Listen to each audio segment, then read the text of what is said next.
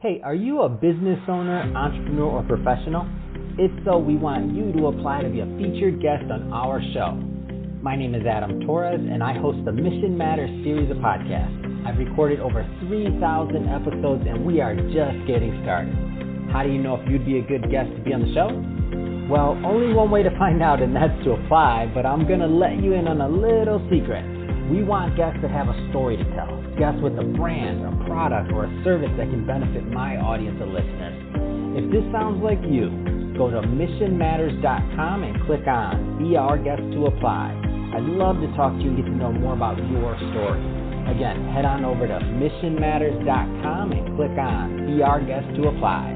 All right, now let's get into the show. Hey, I'd like to welcome you to another episode of the Mission Matters Business Podcast, your source for all things business. My name is Adam Torres. You can follow me on Instagram at AskAdamTorres. Keep up with my book releases, book tour schedule, signings, all that other good stuff. Always love to connect with you there. And as always, if you'd like to apply to become a co-author of one of my upcoming books, just head on over to the website, missionmatters.com, and click on Become an Author to apply. All right, so today I have Trevor McGregor on the line. He's a Master Platinum High Performance Coach over at Trevor McGregor Coaching. Trevor, welcome to the show. Well, thank you for having me on the show, Adam. Great to be here. All right, so I'm excited to get into today's topic. So we're going to talk about the 5 reasons why people fail to scale in business. But before we do that, I want to give the audience a little bit more of your background, because I mean you've done a lot. So I mean you've done over 25,000 coaching sessions. I mean you work with Tony Robbins for over a half a decade. I mean you've done some really amazing things in your career. So maybe just tell us a little bit more about how you got started on this path.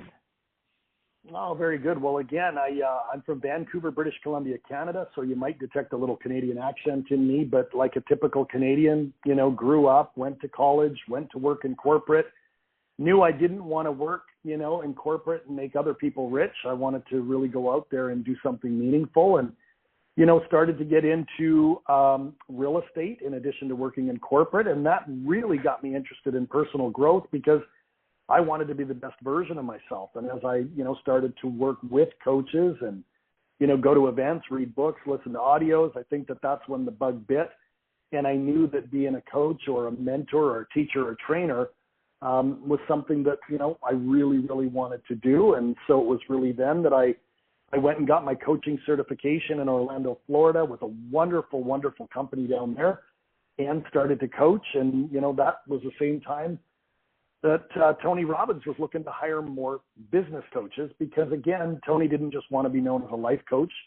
He wanted to, expand his business coaching division. And I was working with my own Tony Robbins coach at the time, and he said, Trevor, you're passionate about people. You're passionate about business. You're passionate about real estate. I think you'd make a great coach. And that's when I applied to Tony Robbins, and the rest is history. Went on to work for the man for over, half a decade and literally got my black belt in coaching and, continue to, support everything he does. But I did leave Tony Robbins in 2017 to open Trevor McGregor Coaching. And now I coach, business owners, Fortune 500 executives, real estate investors, doctors, lawyers, anybody who's a high performer that is looking to get to the next level, both personally and professionally. And that's what I do. I love it. And then I think that, and you're one of the, when I saw that your pedigree, where you've been, what you've done, and now what you're doing, and I saw the show topic, I'm like, five key reasons is that business people, real estate investors, entrepreneurs fail to scale and take their business to that next level or new heights. I'm like, all right, this is going to be interesting because you've been in the trenches. So where do you want to start with these key reasons? Because I'm excited to learn from you too. Well, thank you, Adam. And again, after, being in business, in corporate, being a real estate investor, literally helping people all over this beautiful planet, because it's not just men, it's women, it's partners, it's a little bit of everything. I'd have to be an idiot at this stage not to see what allows people to achieve phenomenal levels of success.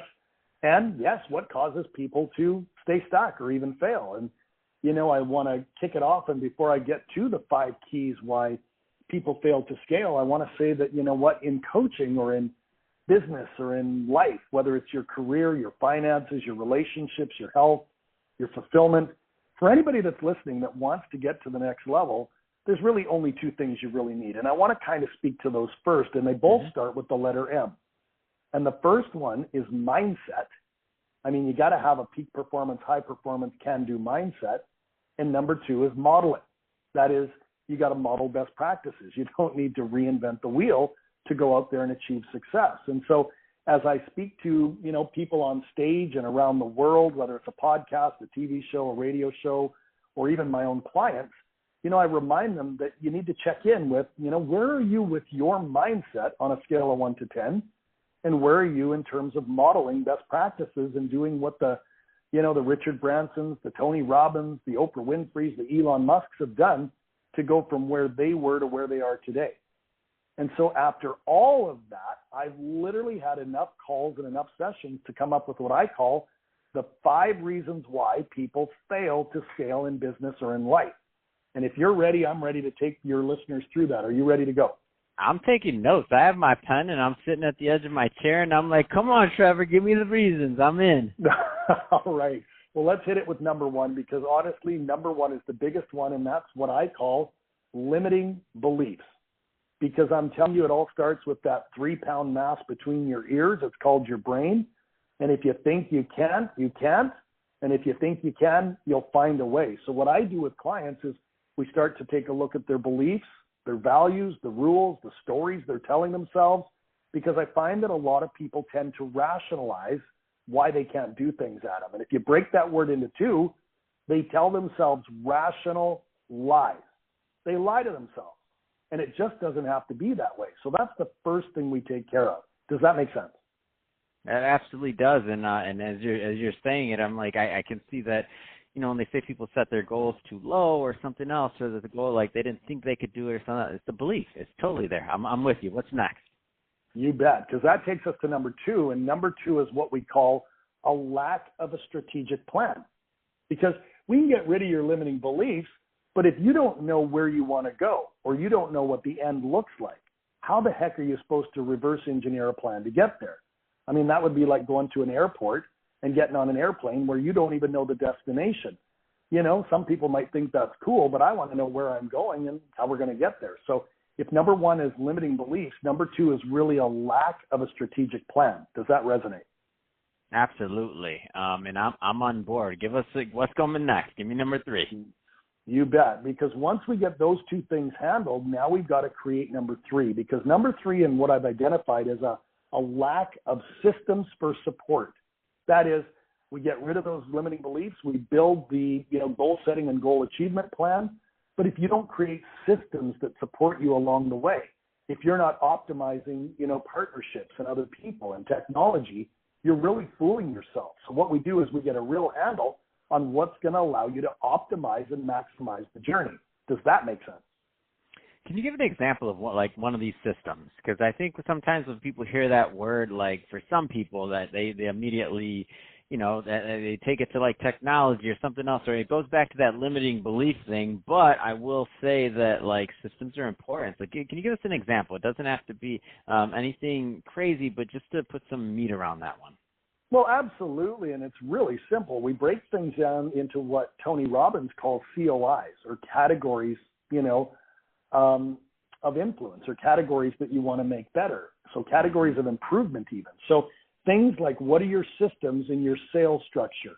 What about the way you do marketing?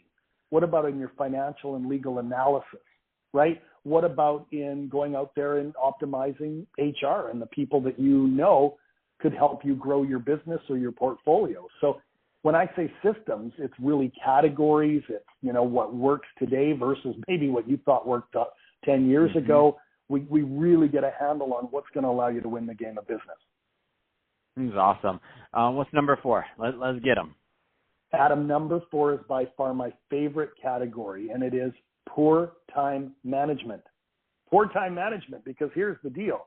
There's something called the rule of 168, and that rule decrees that we all have 168 hours a week. You've got them. I've got them. Elon Musk has them. Now, we sleep for some of those hours. We eat. We pay the bills. We play with the kids. But what are you really doing to optimize and maximize your business and move it forward? Because I can tell you that most people do busy work, instead of doing what I call the high impact, high income activities. Does that make sense?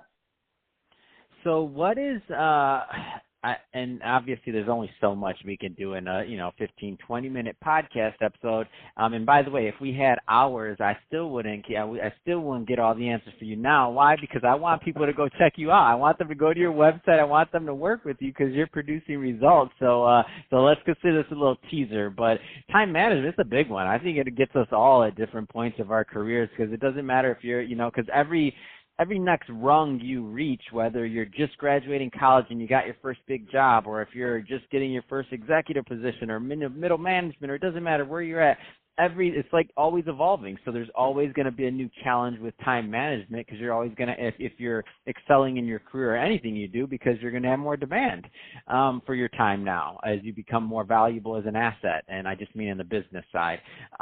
So what are some, how should people start framing their thought process around it? Not necessarily all the tools, because I mean, that's going to be different for everybody, right? But how do they start framing that process around thinking about time differently?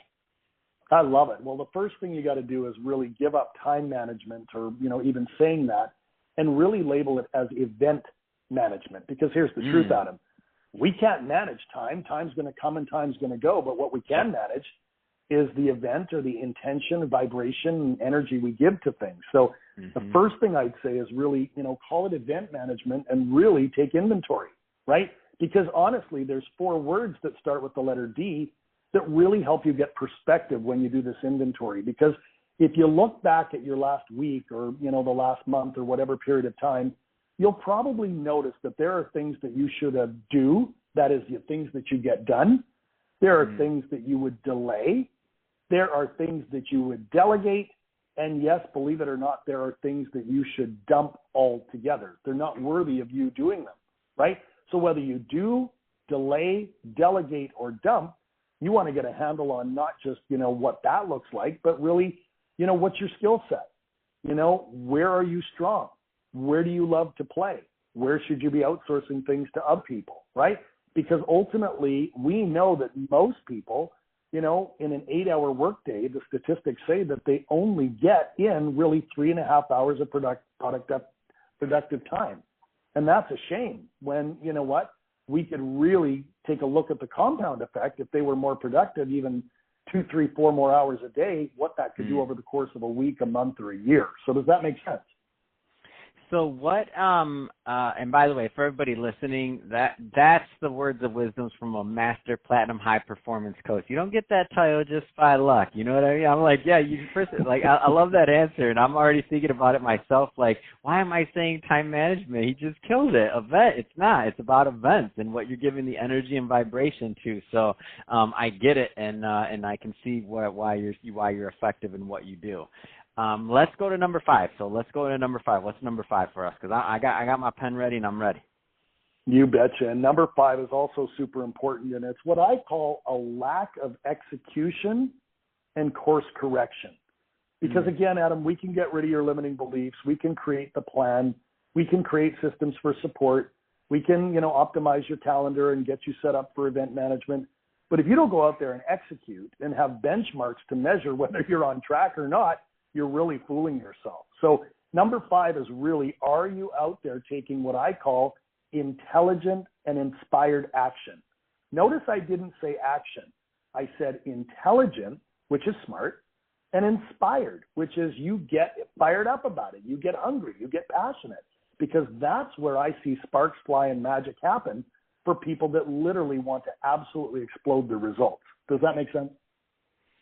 So what do you think are some of the, and again, I don't want to oversimplify this, because again, this is you could teach a whole master class on this, and you may have one out there, I don't know. But what do you think are some of the themes that you see that keep people kind of held back from this execution part? Because I feel like this is the one thing that, many times, especially in a coaching process, things like people maybe get some of these other things right, they get further along, and like you said, all these things are going well, and then that execution part, that's you're on the 1-yard line, put the ball in the end zone, you're right there. What are some of those themes that you've seen have at times held people back in your coaching experience? Well, I love it. And I love the, 1 yard line analogy, because if you look at the Tom Brady's of the world, what they really step into is what I'm about to share with you and your listeners, because to really go out there and execute, there's really only 4 words that start with the letter S, as in superhero, that you need to check in with. And those 4 words are your state, and that refers to your state management. It's your story, and your story refers to your identity. You're either operating as a victim or you're operating as a victor, or moving to victory, right? The third one is your strategy. That is, what are you doing to move the ball over the goal line? And the fourth one is the biggest one that I find, is the most important, and that is your standards. Because I can tell the quality of an individual by the standard they hold themselves to, right? So if we take a look at your state is your focus, your story is your identity, your strategy is what you're executing with. You're going to throw the ball, you're going to run the ball, right? You're going to kick a field goal. What do you want to do? And then what is the standard? I mean, when do you need to draw a line in the sand and literally step over that, never to return again? And again, guys like Tom Brady and some of the greats in sport, the Michael Jordans, the Wayne Gretzky's of the world, they know their state, their story, their strategy, and their standards. Does that make sense? Yeah, I get exactly what you're saying too. So when you're talking, and especially when you think about on the execution side, and some of the people that the Michael Jordans of the world, like you said, it's like they know the value, they know their actions, they know what they're doing, and they take it that last step that really has led the names that you've mentioned to greatness, and definitely obviously in sports fame, 100%. So Trevor, I'll tell you, this has been a great interview. It's been a pleasure having you on the line, number one. I took some extensive notes here, but I do want to make sure that, my audience has a chance to connect with you and your team. So if somebody's listening to this, and I know we just literally scratched the surface on this topic, if somebody's listening to this and they want to connect with you and your team to either talk about coaching or to follow your work or writing or anything else, I mean, what's the best way for people to do that? Well, thank you for having me on again, Adam. It's been an absolute pleasure to be on your show. And the best way to reach me is just to head over to my website. It's simply trevormcgregor.com. That's TrevorMcGregor.com, trevormcgregor.com. There you can find out a little bit more about me and my coaching program, and there's an opportunity to connect by just, hitting the Connect with Trevor button. Perfect. Well, Trevor, again, thank you for coming on the show. And to the audience, as always, thank you for tuning in. Hope you got a lot of value out of this. Hope you took some notes, too. You might want to listen to this one a second time. I know I will. I want to make sure I got all of it.